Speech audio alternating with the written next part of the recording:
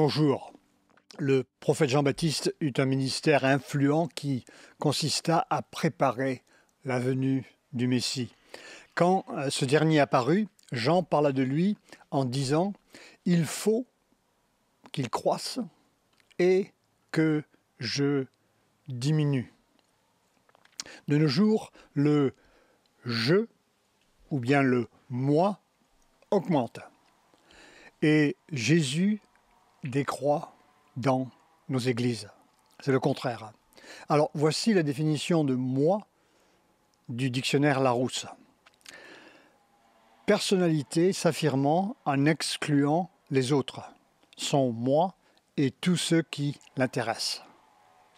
Voici ce que l'apôtre Paul a écrit à ce sujet. Je vous lis Philippiens chapitre 2, verset 1. « Si donc il y a quelque consolation en Christ, s'il y a quelque soulagement dans la charité, s'il y a quelque union d'esprit, s'il y a quelque compassion, quelque miséricorde, rendez ma joie parfaite, ayant un même sentiment, un même amour, une même âme, une même pensée, ne faites rien par esprit de parti ou par vaine gloire, mais que l'humilité vous fasse regarder les autres comme étant au-dessus de vous-même. Que chacun de vous, au lieu de considérer ses propres intérêts, considère aussi ceux des autres. Ayez en vous les sentiments qui étaient en Jésus-Christ, lequel, existant en forme de Dieu, n'a point regardé comme une proie à arracher d'être égal avec Dieu, mais s'est dépouillé lui-même en prenant une forme de serviteur, en devenant semblable aux hommes. Ici, le terme devenant, grec ginomai, pour tenir compte du contexte, la traduction française devenant, je dirais pas semble, mais hétéroné, car elle signifierait que Christ, dans sa nature divine, serait devenu un homme qui aurait été dépouillé de sa nature divine. Beaucoup de controverses ont pris place au début de l'ère chrétienne à ce sujet et ont refait surface de nos jours. Il vaudrait mieux traduire ginomai par venant, c'est-à-dire prenant une forme de serviteur en venant semblable aux hommes. D'ailleurs, la Bible New International Version en anglais ou bien New American Standard Version, il indique being found, qui peut être traduit étant trouvé ou bien se trouvant. Alors, ici, le sens, l'idée principale, c'est de paraître, de venir sur scène, ce que Jésus a fait. La Bible abonde de passages soulignant la divinité du Christ. Beaucoup d'hérésies, notamment l'islam, n'y adhèrent pas. Vous pouvez lire les textes du concile de Nicée et de Chalcédoine qui traitent ce sujet et font partie des confessions de foi de notre Église. Maintenant, le terme « dépouillé » en grec « kénoo », il faut faire attention aux nombreuses interprétations connues en théologie comme « kénotique », qui signifie à tort que Christ s'est dépouillé de sa divinité. Oui, Jésus a eu faim, il a eu soif, il a souffert dans sa chair humaine, chose auquel il n'était pas assujetti dans sa nature divine éternelle, avant sa naissance. Il était le Fils de Dieu et reste Dieu après sa naissance. Aucun attribut divin ne lui est enlevé. Puis, il faut d'abord respecter le contexte dans lequel Paul parle ici, dans le même chapitre, de charité, de compassion, même amour, même pensée, ne rien faire par esprit de parti ou vaine gloire, que l'humilité vous fasse regarder les autres étant au-dessus de vous-même, de ne pas considérer ses intérêts, mais ceux des autres, d'avoir les mêmes sentiments en nous qui étaient en Jésus-Christ. Ensuite, le texte dit « Ayant paru comme un simple homme, il s'est humilié lui-même, se rendant obéissant jusqu'à la mort, même jusqu'à la mort de la croix. » Alors, l'humiliation qui se déroule durant la vie de Jésus, après son incarnation, confirme que Jésus n'a pas fait usage de ses droits de par sa nature divine, comme il aurait pu le faire. Certains voulaient en faire un roi, vous vous souvenez. Au contraire, il s'est humilié jusqu'à la mort. Voyons ce qui se passe ensuite à cause de son humiliation et obéissance. L'apôtre Paul continue dans Philippiens 2,9, il dit « C'est pourquoi ». Aussi Dieu l'a souverainement élevé et lui a donné le nom qui est au-dessus de tout nom, afin qu'au nom de Jésus, tout genou fléchisse dans les cieux, sur la terre, sous la terre, et que toute langue confesse que Jésus-Christ est Seigneur, à la gloire de Dieu. Qu'il croit ou bien qu'il ne croit pas, un jour, tout le monde devra plier le genou à Jésus. Même Adolf Hitler, qui est sous la terre.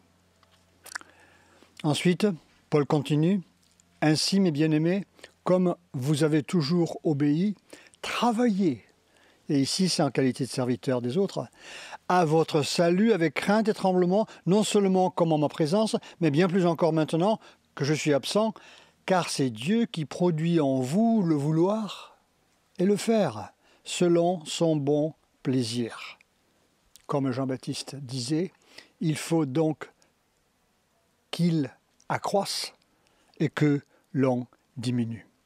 Voyons maintenant le texte dans lequel il est écrit que Jésus lava les pieds des disciples. Dans Jean chapitre 13, verset 1.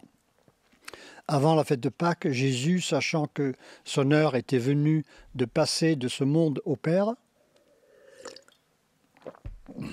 et ayant aimé les siens qui étaient dans le monde, mit le comble à son amour pour eux. Pendant le souper, lorsque le diable avait déjà inspiré au cœur de Judas Iscariote, fils de Simon, le dessein de le livrer, Jésus, qui savait que le Père avait remis toutes choses entre ses mains, qu'il était venu de Dieu et qu'il s'en allait à Dieu, se leva de table, ôta ses vêtements et prit un linge dont il se ceignit. Ensuite, il versa de l'eau dans un bassin et il se mit à laver les pieds des disciples et à les essuyer avec le linge dont il était ceint.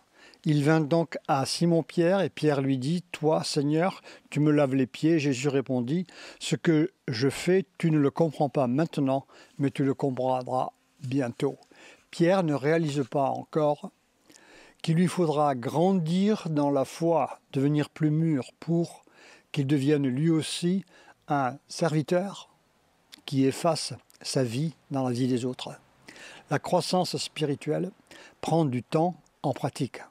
Au début, on pense trop à nous-mêmes. Pierre lui dit « Non, jamais tu me laveras les pieds. » Jésus lui répondit « Si je ne te lave, tu n'auras point de part avec moi. » Simon-Pierre lui dit « Seigneur, non seulement les pieds, mais encore les mains et la tête. » Jésus lui dit « Celui qui est lavé n'a besoin que de se laver les pieds pour être entièrement pur. Et vous êtes purs, mais non pas tous. » Jésus parle ici de pureté spirituelle. Pur, du grec katharos, signifie que les disciples ont été justifiés, sont sauvés et sont régénérés. Ils ne sont pas sans péché, mais se sont repentis. Les cathares ont trouvé leur appellation dans ce passage. Leur consolamentum et d'autres actes de piété étaient requis pour devenir ce qu'ils appelaient un parfait. Dans les textes bibliques, seule la régénération et la repentance sont requises. Le salut exclut quoique mérite humain, même s'il y a une apparence religieuse. Il faut donc que Jésus croisse et que l'on diminue. Je reviens au texte de l'apôtre Paul, de Jean, chapitre 13, dans le verset 11. Il est indiqué « car il connaissait celui qui le livrait », parlant de Jésus. C'est pourquoi il dit « vous n'êtes pas tous purs ». Après qu'il leur eut lavé les pieds et qu'il leur eut pris ses vêtements, il se remit à table et leur dit « comprenez-vous ce que je vous ai fait ?» Vous qui m'écoutez aujourd'hui, est-ce que vous comprenez ce que Jésus a fait? Vous m'appelez Maître et Seigneur, et vous dites bien, car je le suis. Si donc je vous ai lavé les pieds, moi, le Seigneur et le Maître, vous devez aussi vous laver les pieds les uns aux autres.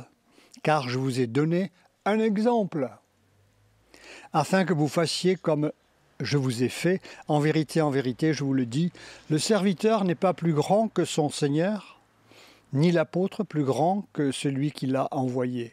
Si vous savez ces choses, vous êtes heureux, ou bien bénis pour certaines traductions, pourvu que vous les pratiquiez. J'ai vu à la télévision le pape qui lavait les pieds de différentes personnes. Ce geste n'a rien à voir avec ce que Jésus avait fait, à mon avis. Les pieds des disciples devaient être lavés car ils étaient sales, vu qu'ils marchaient sur des routes en terre et sur des sols poussiéreux. Le pape lava les pieds de personnes qui étaient propres. Du temps de Jésus, Lot avait l'habitude de laver les pieds, puis donner de l'huile pour rafraîchir son visage. Donc ce geste n'est pas répété comme un rite religieux. Si Jésus était là aujourd'hui, je pense plutôt qu'il ferait le ménage, la cuisine, nettoierait les casseroles, ferait la vaisselle, nettoierait les toilettes et viderait les poubelles. Il faut que Jésus croisse et que l'on diminue. Il faut comprendre que Jésus se donne ici comme un exemple. Son humilité est un modèle pour ses disciples. Au lieu d'essayer de dominer, ils doivent être désireux de servir les autres. À ce sujet, la perception intellectuelle n'est pas assez, mais doit être accompagnée d'un engagement de vie.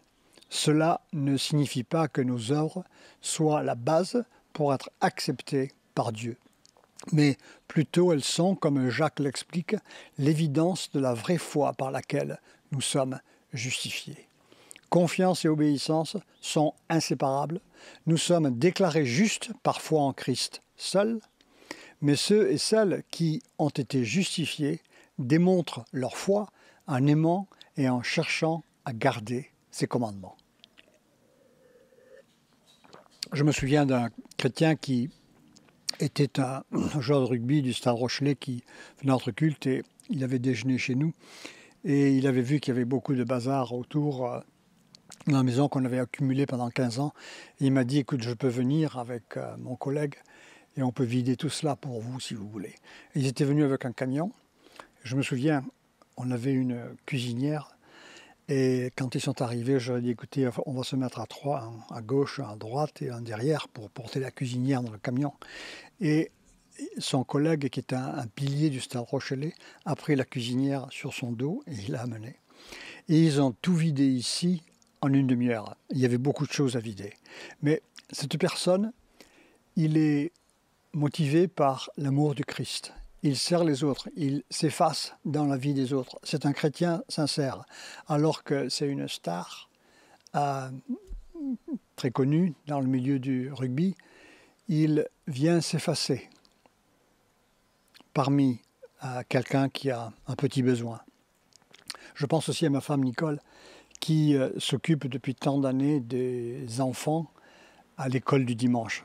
Je me souviens, on était à New York et elle n'a pas oublié les enfants qu'elle a et elle a acheté individuellement des petits souvenirs, petits cadeaux pour chacune d'entre eux.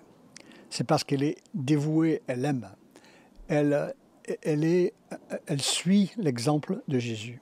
Il y a une personne dont je ne veux pas mentionner le nom, qui est notre assemblée, qui a relu à aucun frais le livre que j'ai écrit, je ne me souviens pas, c'est 3 ou peut-être 4 fois, et qui l'a corrigé.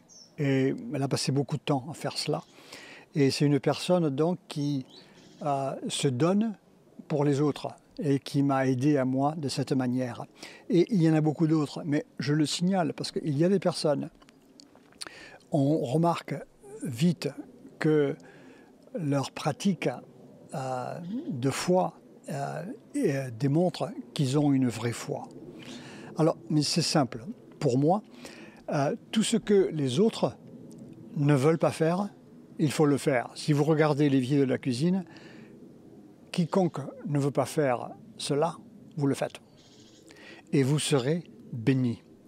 Quand vous venez à une table, il est nécessaire de s'asseoir à la place qui est la moindre. C'est ce que Jésus disait. Dans la conversation, c'est mieux de demander aux autres comment ils vont au lieu de parler de nous-mêmes. C'est mieux d'écouter que de parler. Dieu nous a donné 2 oreilles et une bouche. Alors, nous avons donc vu aujourd'hui que Jésus a passé sa vie sur terre comme un exemple pour ses disciples et aussi les disciples que nous sommes. De même qu'il a donné sa vie pour ses brebis, nous devons nous aussi nous effacer dans la vie des autres, chrétiens et non chrétiens. C'est ainsi que nous glorifions Jésus et que nous obéissons à suivre son exemple. Et nous serons de la sorte ainsi heureux et bénis. Donc, il faut qu'il croisse, comme Jean-Baptiste a dit, et que l'on diminue. Que Dieu vous bénisse.